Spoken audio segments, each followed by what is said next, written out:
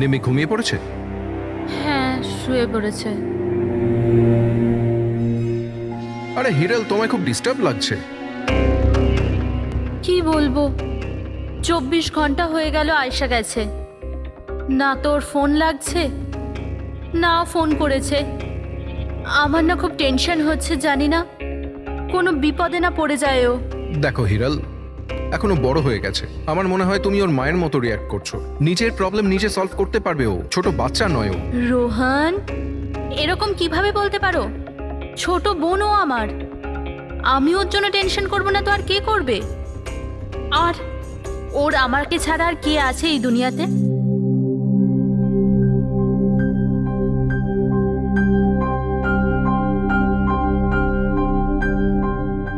Hello hello, আপনি কি হিরাল বলছেন? হ্যাঁ, আমি হিরল বলছি। আপনি কে? আমি মানিক। আমি আয়েশার সাথে কাজ করি। এখানে একটা বড় প্রবলেম হয়ে গেছে। প্রবলেম? আয়শার সাথে কি হয়েছে? দেখুন, ও জঙ্গলে কোথাও হারিয়ে গেছে। ওকে খুঁজেও পাচ্ছি না আর ফোনেও পাচ্ছি না। আর আমাদের ভয় হচ্ছে যে ওর কিছু হয়ে যায়নি তো।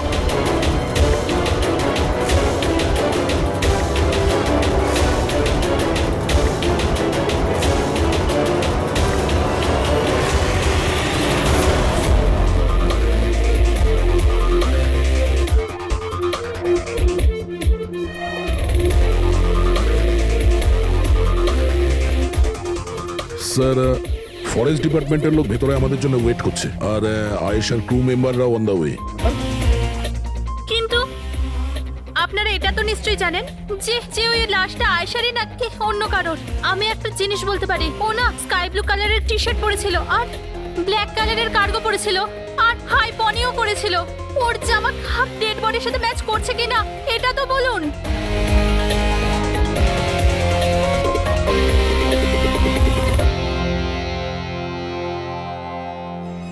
ও, আপনি সেই অফিসার? Yes sir.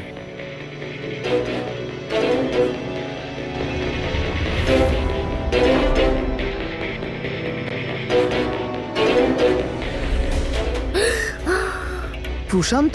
আরে এই তো প্রশান্ত। এক মিনিট, আপনারা কে আর ওকে কি করে চিনলেন? স্যার, আমি মানিক আর আমরা সবাই আয়েশার সাথে কাজ করি। আরে প্রশান্ত আমাদের গাইড। আয়েশা এনাকে লোকেশন খোঁজার জন্য বলেছিল, আর যখন আয়েশা হারিয়ে গেল তখন এই ওকে খুঁজতে গেছিল। এর এরকম অবস্থা, তাহলে আয়েশা কিরকম অবস্থায় আছে? না না না, না না, আয়শার কিছু হয়নি, আমি বলছি তো, trust me. Sir please please আমার বোনকে খুঁজে বাঁচিয়ে নিন স্যার, প্লিজ স্যার, প্লিজ বাঁচিয়ে নিন। দেখো, তোমার বোনকে নিশ্চয়ই আমরা বাঁচাবো। আপনি ওনাকে একটু সাইডে নিয়ে যান। স্যার, এই বডিটা আজ সকালেই আমরা পেয়েছি। আমাদের গাইড বাহাদুর এই বডিটাকে প্রথম দেখেছে। এই প্রশান্ত কি একা গিয়েছিল আয়েশাকে খোঁজার জন্য? হ্যাঁ স্যার, কারণ ও জঙ্গলের সমস্ত রাস্তা চিনতো। যত ভালো করেই চিনুক না কেন, রাতের অন্ধকারে ঘন জঙ্গলে বিনা পারমিশনে বিনা গাইডে রাতে ঘোরাফেরা নিজে থেকে মৃত্যুকে ডেকে আনা, তোমরা খুব বড় ভুল করেছো। এই বডিটা এইভাবে পেয়েছি, জানি না দ্বিতীয়টা কি অবস্থায় পাবো। অফিসার, আচ্ছা এটা বলো যে এখানে কোনো হিংস্র জানোয়ার আছে? এরকম কোনো হিংস্র জন্তু নেই। ঘন জঙ্গল, হারিয়ে যাওয়ার ভয় আছে। কোন জন্তু জানোয়ারের আঁচড় তো মনে হচ্ছে না, কিন্তু এটা ছুরির আঘাত বলে মনে হচ্ছে। একে ছুরি দিয়ে খুন করা হয়েছে।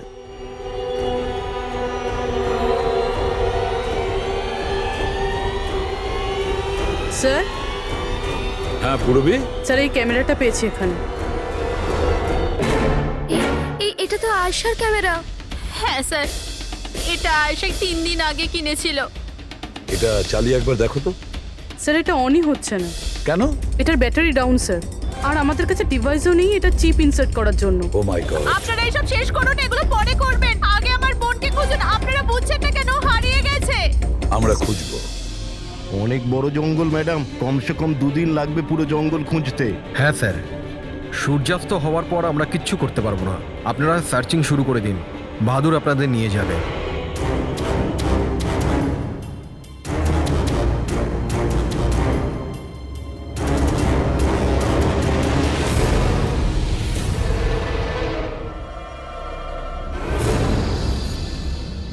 স্যার, আমরা জঙ্গলের অনেক ভেতরে চলে এসেছি স্যার।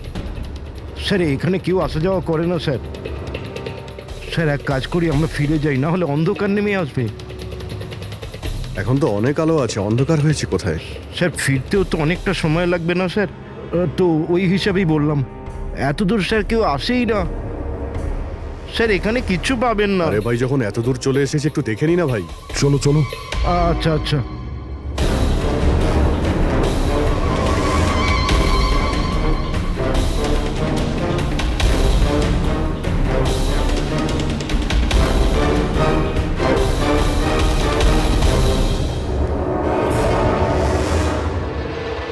তোমরা এই জঙ্গলে ফিল্মের শুটিং করতে এসেছিলে আর শুধুমাত্র আয়েশাই নিখোঁজ হলো, আর তোমরা ওকে খোঁজার চেষ্টাই করনি। স্যার আমরা খুব ভয় পেয়ে গিয়েছিলাম, আর এখানে ওয়েব সিরিজ শুট করার আইডিয়া আয়েশারই ছিল।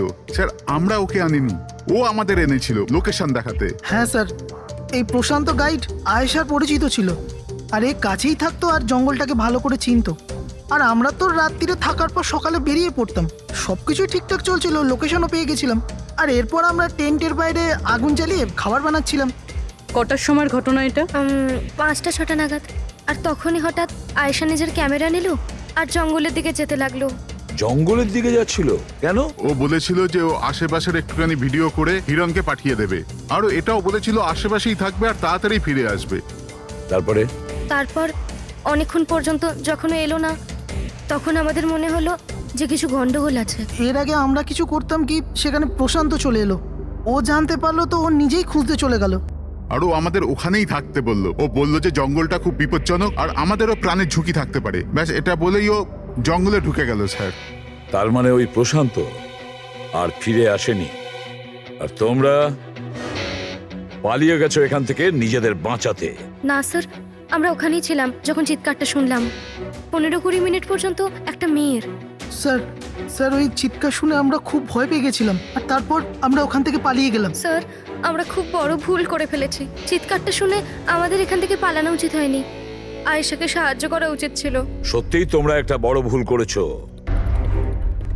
আয়েশার চিৎকার শুনে যদি তোমরা জঙ্গলে ঢুকতে, আয়েশা এখন আমাদের সঙ্গে থাকতো, আর প্রশান্ত ও হয়তো বেঁচে যেত। তুমি তো বলছিলে যে এত ভেতরে জঙ্গলের কেউ আসতে পারে না, এটা কি? স্যার আমি জানি না, কিন্তু এটা আমাদের ডিপার্টমেন্টের কখনোই নয়। জঙ্গলের মধ্যে টেন্ট, দেখছি এর ভেতরে কে আছে।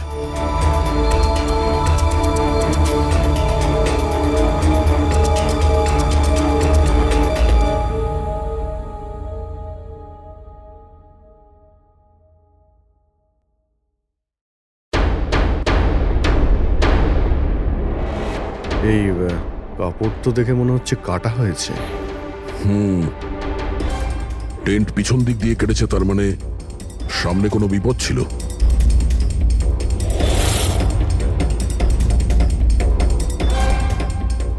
ছুরি, এটা দিয়েই কাটা হয়েছে। বাইরে গন্ডগোল হতেই পিছন থেকে কেটে পালিয়ে গিয়েছে।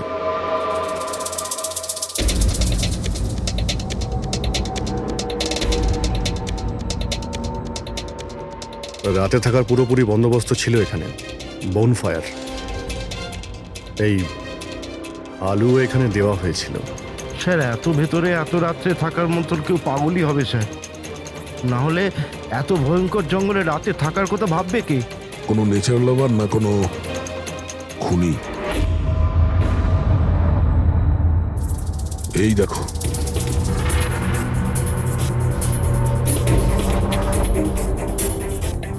রক্ত। মনে হচ্ছে এখানেই পাথরের ওপর কেউ বসেছিল, হতে পারে আগুন পোয়াচ্ছিল, আর কেউ ওর ওপর হামলা করেছে। এটা দেখে টেন্টের মধ্যে যে ছিল সে পালিয়ে গেছে। চলো আগে গিয়ে দেখি। স্যার স্যার সূর্য অস্ত যাচ্ছে স্যার, ফিরতেও 2 ঘন্টা কমসে কম লাগবে। ফিরে যাই স্যার। ঠিক আছে, কালকে আবার আসবো। স্যার আমরা আয়েশার টিমকে এই ছবিগুলো দেখিয়েছিলাম, ওরা বলল যে এই টেন্ট ওদের ক্যাম্পের নয়। স্যার, হ্যাঁ পুরবি, আয়শার ক্যামেরার চিপ। হিরলদি, তুমি এটা মিস করলে। আমি তোমায় বলেছিলাম না আমার সাথে এসো। জানো এখানে এত বেশি গ্রিনারি আছে। লুক এট দিস, এতগুলো গাছ। It's so beautiful. আমি হাঁপিয়ে গেছি। মনে হচ্ছে আমি জঙ্গলের অনেক ভেতরে এসে গেছি। জঙ্গল তো পুরো একই রকমের না? আমি রাস্তা খুঁজে নেব, খুব একটা মুশকিল নয়।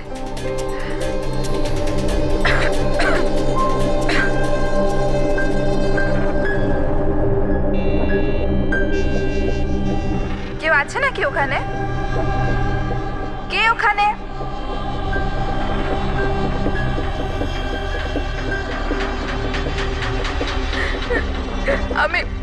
আমি ফেঁসে গেছি এখানে। আমি কিছু বুঝতে পারছি না, এখান থেকে আমি কি করে বাইরে যাব। আই এম সরি দিদি, আমার এখানে আসা উচিত হয়নি। আমার মনে হচ্ছে না যে আমি এখান থেকে বেঁচে ফিরতে পারবো। আমায় ক্ষমা করে দিও।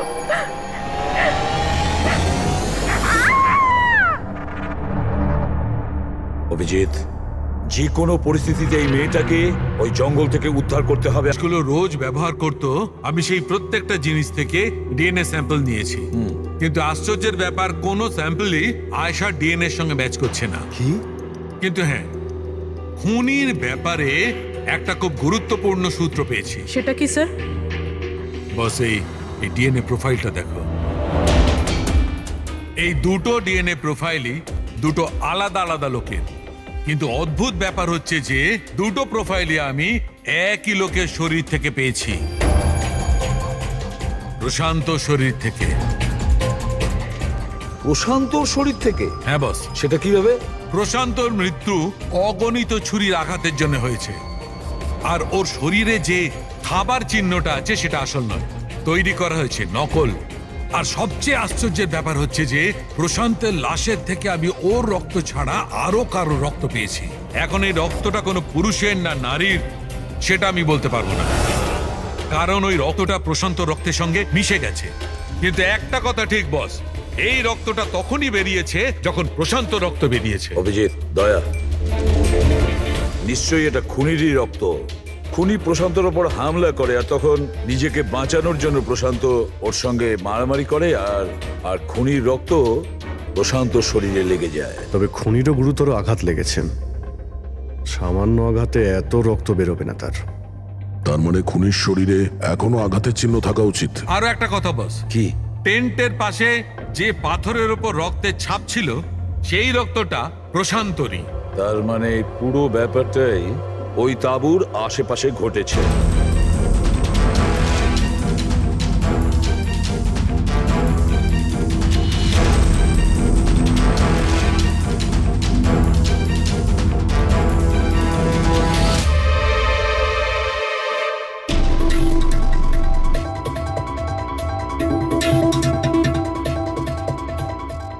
স্যার? হ্যাঁ পূরবী? স্যার, এই জুতোটা পেয়েছি। তাহলে কি এই জুতোটা আয়েশার না? তো এগিয়ে গিয়ে দেখি।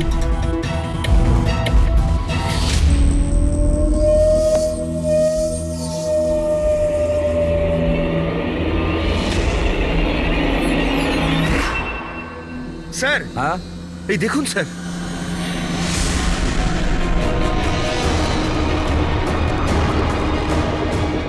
ছুরি দিয়ে আঘাত করেছে স্যারের পিঠে 5 বার। ওকে একটু উল্টে দাও। এ তো আয়েশা, ফেসটা তো পরিষ্কার দেখছি অভিজিৎ, না কোনো আঘাতের চিহ্ন, না কোনো কাটা দাগ। কিন্তু ওই ভিডিওতে যে দেখলাম।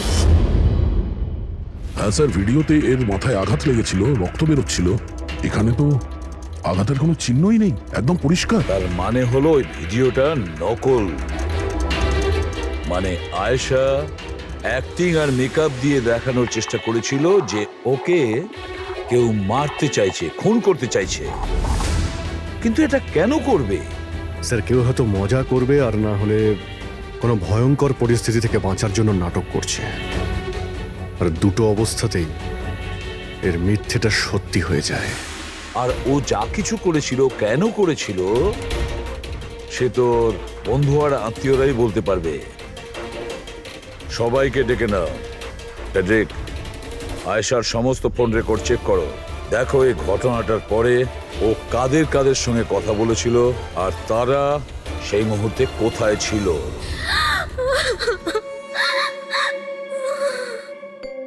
এরা আমাকে কেন ওকে দেখতে দিচ্ছে না? কি বাজে ভাবে মেরেছে আমার বোনকে। আর এরা বলছে যে ও নিজের মৃত্যুর নাটক করেছে, নিজের মার্ডারের নাটক। আর ওই নাটক সত্যি হয়ে গেছে। ভুল বলছে ওরা, মিথ্যে। আমাদের আয়েশা এরকম করতেই পারে না। আপনারা ভুল অভিযোগ করছেন।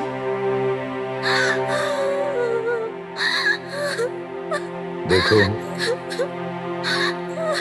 আপনার দুঃখ আমরা বুঝতে পারছি, কিন্তু এই অভিযোগ ভুল নয়, সত্যি। এটা আয়েশার ক্যামেরা থেকে যে থার্ড ক্লিপিংটা আমরা পেয়েছি, সেখানে আয়েশার মুখের ওপরে অনেকগুলো ক্ষত চিহ্ন ছিল, কিন্তু যখন আমরা আয়েশার লাশটাকে পাই তখন ওর মুখ আর গলা পরিষ্কার ছিল।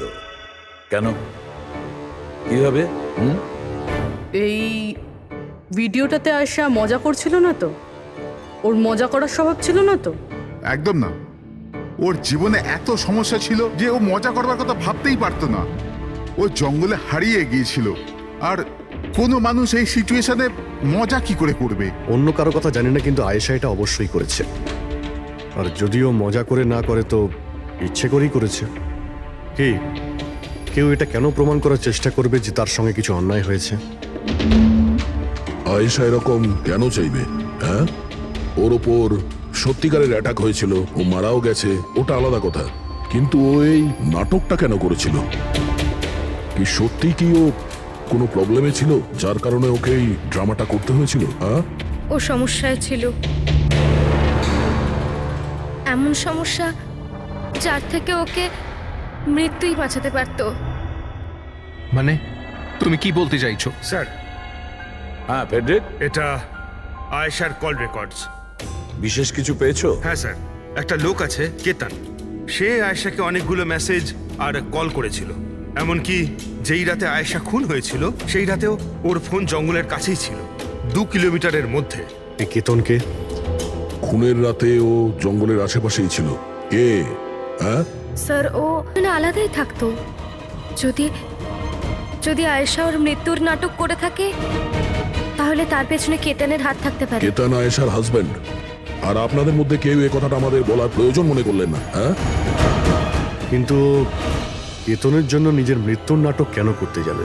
আমার মনে হয়েছিল যে আমরা কেতনের থেকে মুক্তি পেয়ে গেছি, কিন্তু আমি কি করে জানবো ওই আমার বোনের প্রাণ নিয়ে নেবে?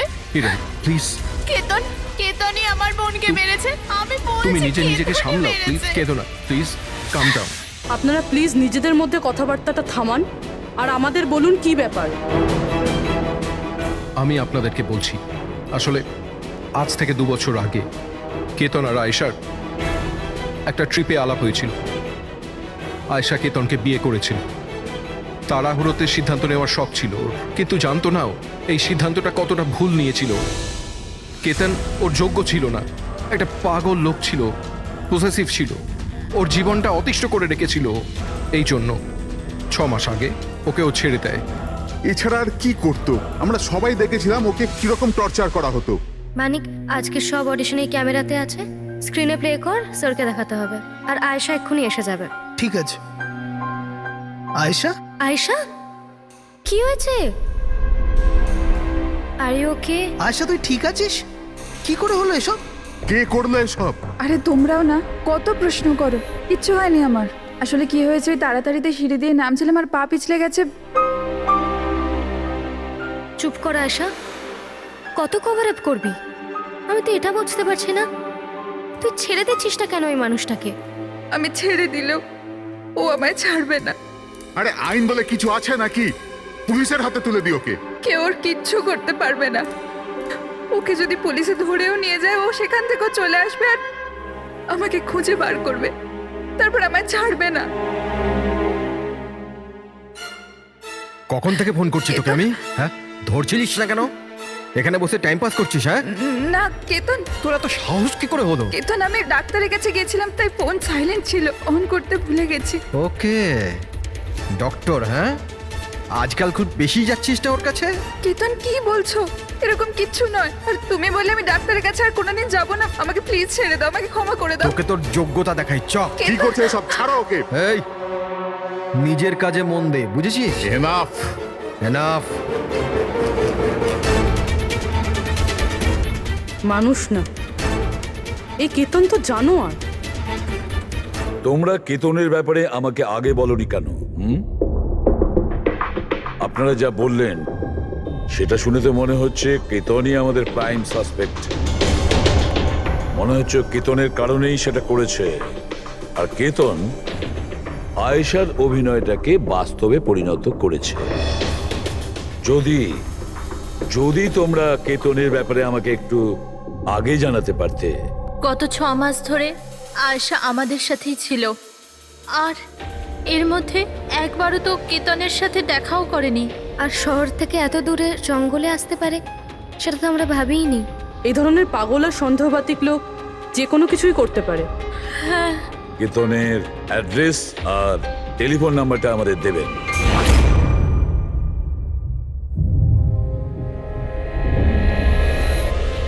কেতন,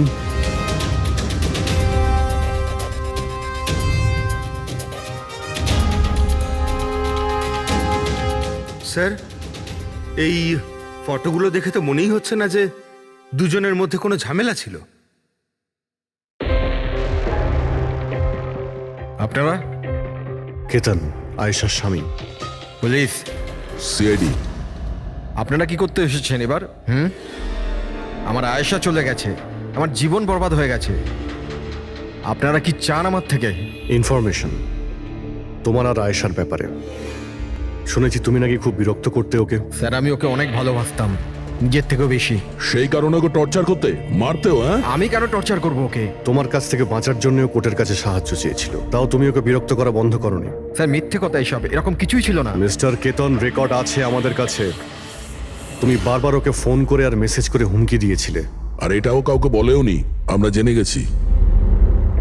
আর তাছাড়াও গত 6 মাস ধরে তুমি হেরাল আর রোহানের ঘরের আশেপাশে ঘোরাফেরা করছিলে। আর যে রাতে আয়েশা খুন হয়েছে ওই রাতে তুমি ওই জঙ্গলেই ছিলে। এগুলো তোমার ফোনের লোকেশন থেকে পাওয়া গেছে। নিজের অপরাধটাকে লুকানোর চেষ্টা করো না, কোনো লাভ হবে না। আর এই ডবল মার্ডারে খুনিরও প্রচুর আঘাত লেগেছে। এই কি করে লাগলো তোমার? স্যার, এই আঘাতটা ওই দিন ঝোপেতেই লেগেছিল, কিন্তু এরকম কিছুই নয় যেটা আপনারা ভাবছেন। স্যার, আমি আয়েশাকে মারিনি। স্যার, আমি মানছি যে আমি ওই দিন জঙ্গলে গিয়েছিলাম, কিন্তু স্যার আমি তো শুধু ওর সাথে কথা বলার জন্য গিয়েছিলাম। স্যার, পুরো 6 মাস হয়ে গেছে, আমি ওকে দেখিনি পর্যন্ত। খুব মিস করতাম স্যার ওকে। ওর সাথে দেখা করতে চাইতাম, ওর সাথে কথা বলতে চাইতাম, যাতে ওকে বাড়িতে ফিরিয়ে আনতে পারি, যাতে আবার টর্চার করতে পারো। না স্যার, আমি বদলে গেছি স্যার। স্যার, আমি তো এটাই বলতে চেয়েছিলাম, কিন্তু যখন আমি জঙ্গলে গেলাম দেখলাম যে ও অন্য কারোর সাথে যাচ্ছে জঙ্গলের ভেতর। স্যার, আমি কি করতাম স্যার? আমি এমনিতেই মাথা গরমের লোক। আমি ভাবলাম বেকার বেকার ঝামেলা তৈরি হবে, সেই জন্য আমি চুপচাপ বাড়ি ফিরে এলাম স্যার। স্যার, ট্রাস্ট মি, আমি কিচ্ছু করিনি, আমি মারিনি ওকে স্যার। দেখো কেতন, তুমি এখনো আমাদের সন্দেহের তালিকায় আছো। যতক্ষণে কেসটা শেষ না হচ্ছে তুমি হেফাজতে থাকবে। স্যার, এই কেতনের কাছে কিন্তু আয়েশাকে মারার মোটিভ ছিল। ও তো বেঁচে গেছে, এবার বাকি রয়েছে এরা সবাই। হিরাল, সায়রা, অজিত, মানিক আর রুহান, এরা কি সবাই আয়েশার আপনজন ছিল? এদের কি মোটিভ হতে পারে? কারণ এদের মধ্যে তো কোনো প্রবলেম নজরে পড়ছে না। কেউ তো হবে স্যার যার আয়েশার মৃত্যু হলে লাভ হবে। কেউ কি পাবে ও মারা গেলে? সম্পত্তি, টাকা। টাকা? ইন্স্যুরেন্সের টাকা? হ্যাঁ, ইন্স্যুরেন্স। রবি, ফেডরিক, একটা কাজ করো, এই শহরে যতগুলো ইন্স্যুরেন্স কোম্পানি আছে সেখানে গিয়ে খোঁজ নাও আয়েশার নামে ওদের কাছে কোনো লাইফ ইন্স্যুরেন্স পলিসি আছে কিনা। কিন্তু একটা কথা, আয়েশার বন্ধু বা তাদের ফ্যামিলির কাউকে বলবে না কিছু। যদি ওদের মধ্যেই কেউ খুনি হয় সে সতর্ক হয়ে যাবে।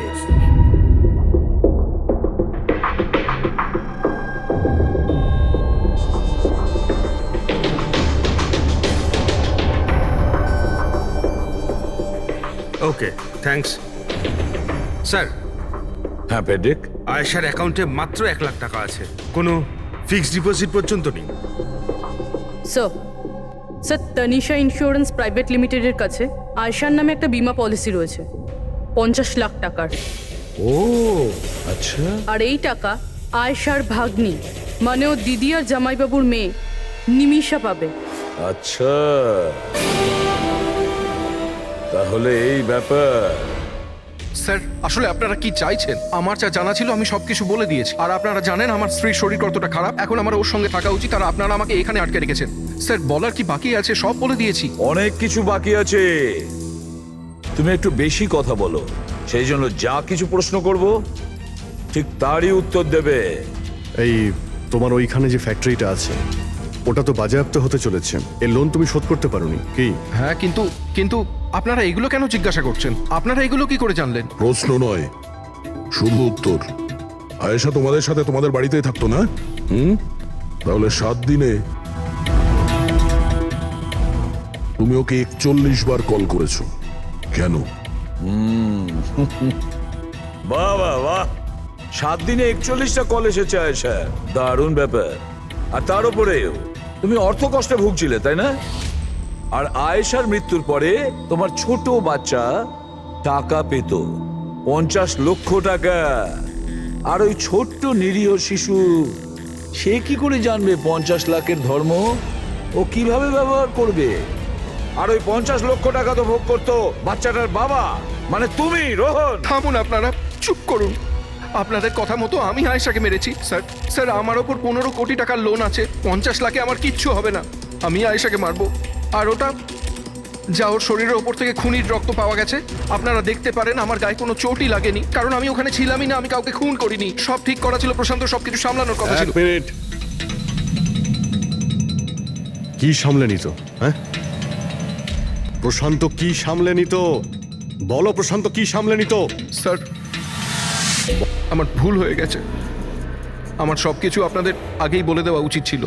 আমি ভয় পেয়ে গেছিলাম, খুব ভয় পেয়ে গেছিলাম। কোনটা বলার ছিল আগে? তাড়াতাড়ি বলো। আমি আয়েশার প্ল্যানে যুক্ত ছিলাম। আমরা শুধু ওকে মৃত দেখাতে চেয়েছিলাম, অ্যাকচুয়ালি ওর মরার কথা ছিল না। তার মানে আমাদের সন্দেহ ঠিক ছিল স্যার। সবকিছু ঠিক ছিল, ওই ভিডিওটা নকল ছিল, শুধু কেতনের থেকে বাঁচার জন্য ছিল। আর তুমিও এই প্ল্যানে জড়িত ছিলে। স্যার কেতন আয়েশার জীবন অতিষ্ঠ করে দিয়েছিল। ও বেচারি চুপ থাকতো, কাউকে কিছু বলতো না। স্যার একদিন লিমিট ক্রস করে গেল, সব সীমা ছাড়িয়ে গেল। ওর মনে হলো কেতন ওর জন্য কোনো বড় বিপদ হতে পারে। ও আমাকে বলেছিল স্যার, স্যার স্যার কেতন পাগল ছিল, পুলিশ বা ডিভোর্স ওর কেউ কিচ্ছু করতে পারতো না। আয়েশা ওটাকে পার্মানেন্ট মুক্তি পেতে চাইছিল, চিরদিনের জন্য। আমি হাঁপিয়ে গেছি জিজু। এখন তো ডিভোর্স আমাকে কেতনের থেকে বাঁচাতে পারবে না। যেটা আমায় ওই কেতনের হাত থেকে বাঁচাতে পারে সেটা শুধু আমার মৃত্যু।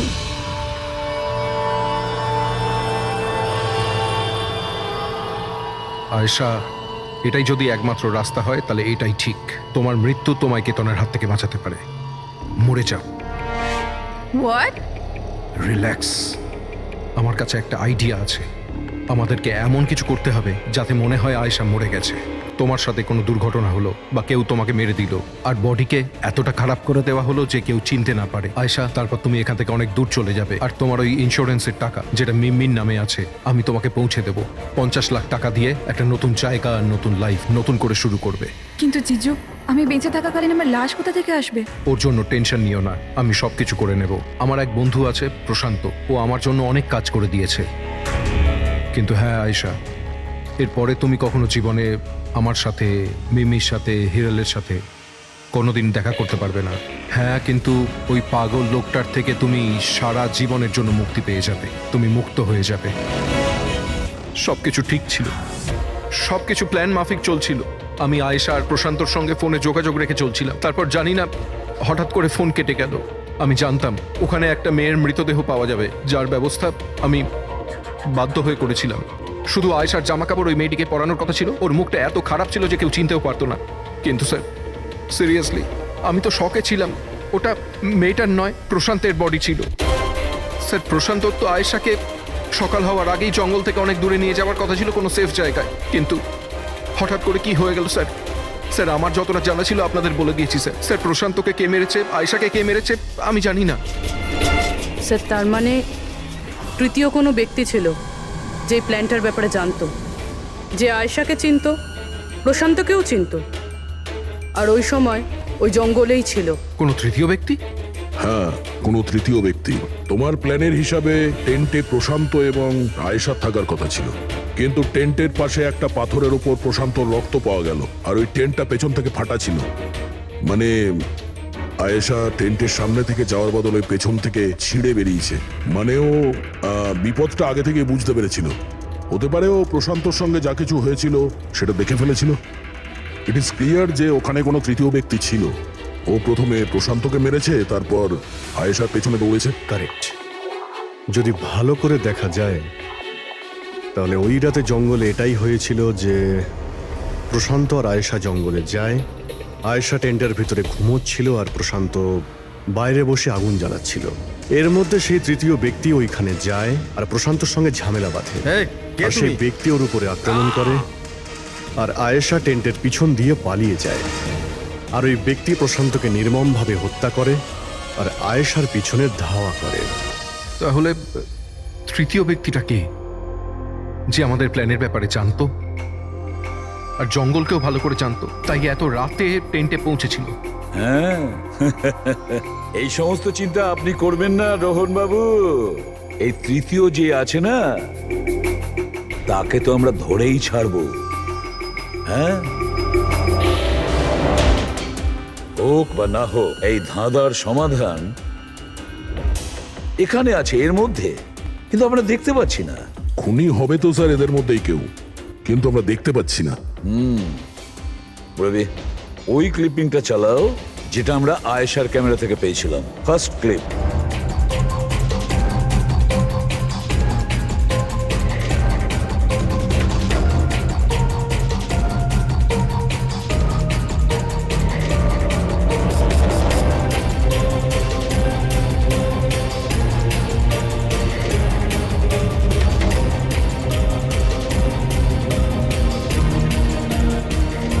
ইয়েস,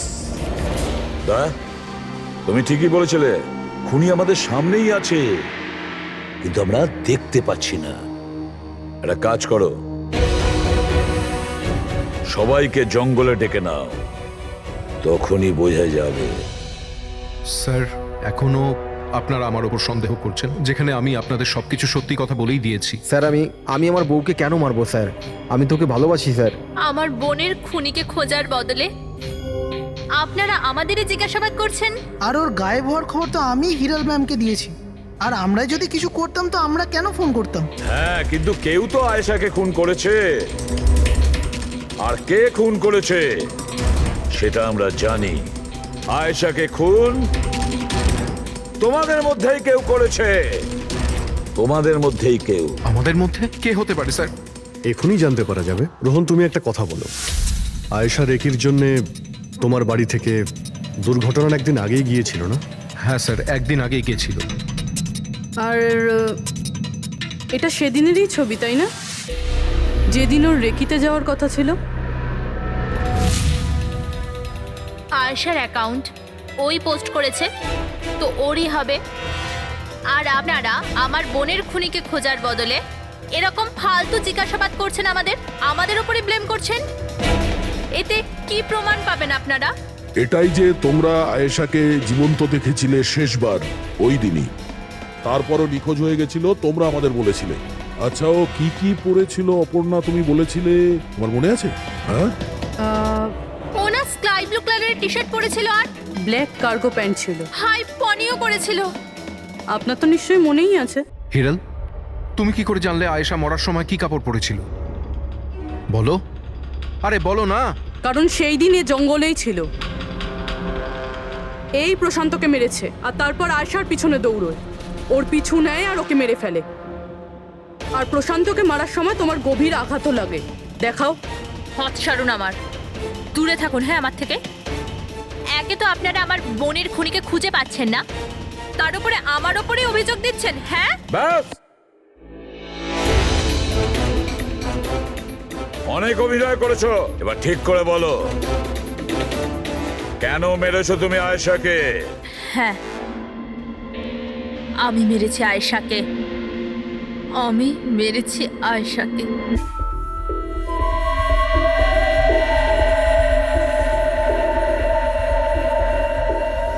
হিরাল ম্যাম আপনি? আসতে বলো। আয়েশা না উঠে পড়ে। ইনফ্যাক্ট আমি বলছি যে ওকে সব সময়ের জন্যই না ঘুম পাড়িয়ে দাও। এটা কি বলছেন ম্যাডাম? রোহান তো তোমাকে আয়েশাকে সুরক্ষিতভাবে এই জঙ্গল থেকে বাইরে বার করার জন্য কত টাকা দিয়েছিল? 2 লাখ টাকা। আমি না তোমাকে 5 লাখ টাকা দেব আয়েশার প্রাণ নেয়ার জন্য। হিরাল ম্যাম এসব কি বলছেন? আয়েশা ম্যাডাম আপনার বোন, আর আমি ওকে বাঁচানোর সওদা করেছি। আমি ওর সাথে বেইমানি করতে পারবো না।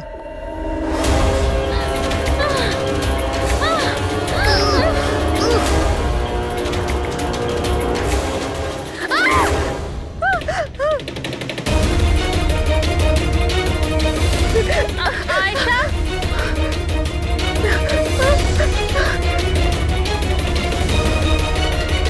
আয়েশা,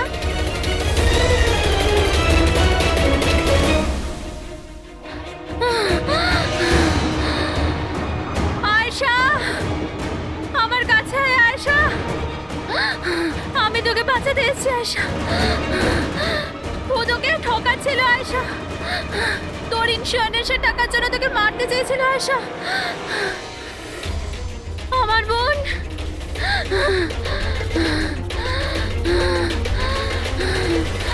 আয়েশা। সরি দিদি, আমি কিচ্ছু জানতাম না এই ব্যাপারে। সরি, আমার জন্য তোমার এত কষ্ট হলো।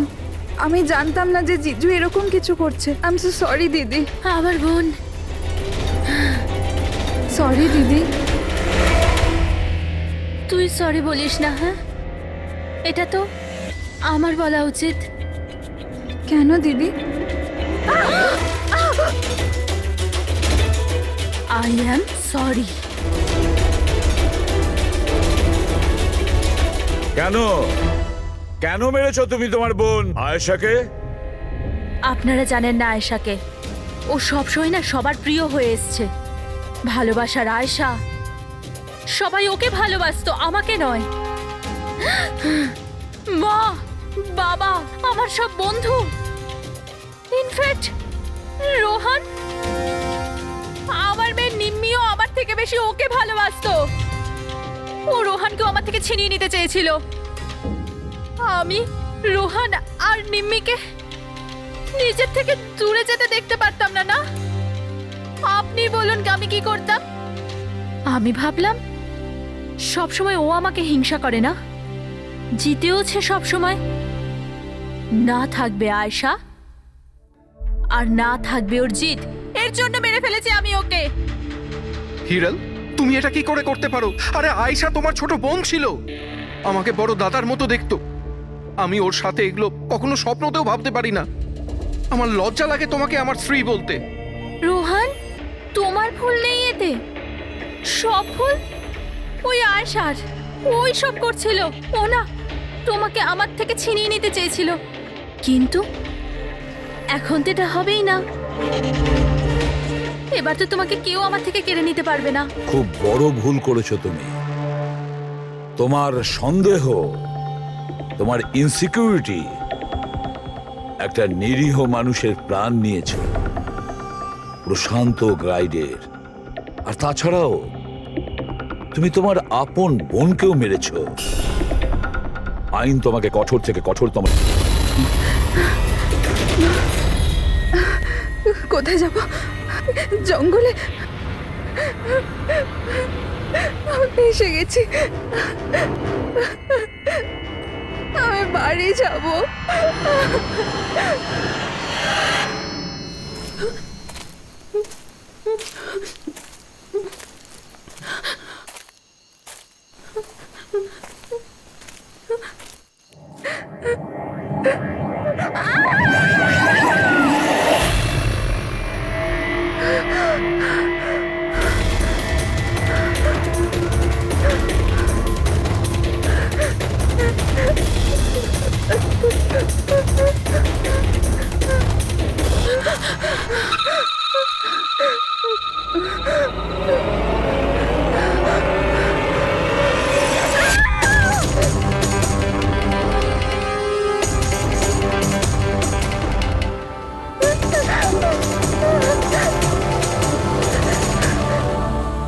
নিমি ঘুমিয়ে পড়েছে? হ্যাঁ, শুয়ে পড়েছে। আরে হিরাল, তোমায় খুব ডিস্টার্ব লাগছে। কি বলবো, 24 ঘন্টা হয়ে গেল আয়শা গেছে, না তোর ফোন লাগছে না ফোন করেছে। আমার না খুব টেনশন হচ্ছে, জানি না কোনো বিপদে না পড়ে যায় ও। দেখো হিরাল, এখনো বড় হয়ে গেছে। আমার মনে হয় তুমি ওর মায়ের মতো রিয়াক্ট করছো। নিজের প্রবলেম নিজে সলভ করতে পারবে ও, ছোট বাচ্চা নয় ও। রোহান, এরকম কিভাবে বলতে পারো? ছোট বোনও আমার, আমি ওর জন্য টেনশন করব না তো আর কে করবে? আর ওর আমাকে ছাড়া আর কে আছে এই দুনিয়াতে?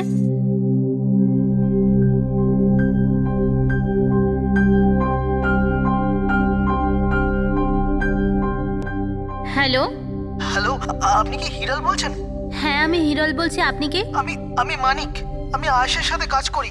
এখানে একটা বড় প্রবলেম হয়ে গেছে। প্রবলেম? আয়শার সাথে কি হয়েছে?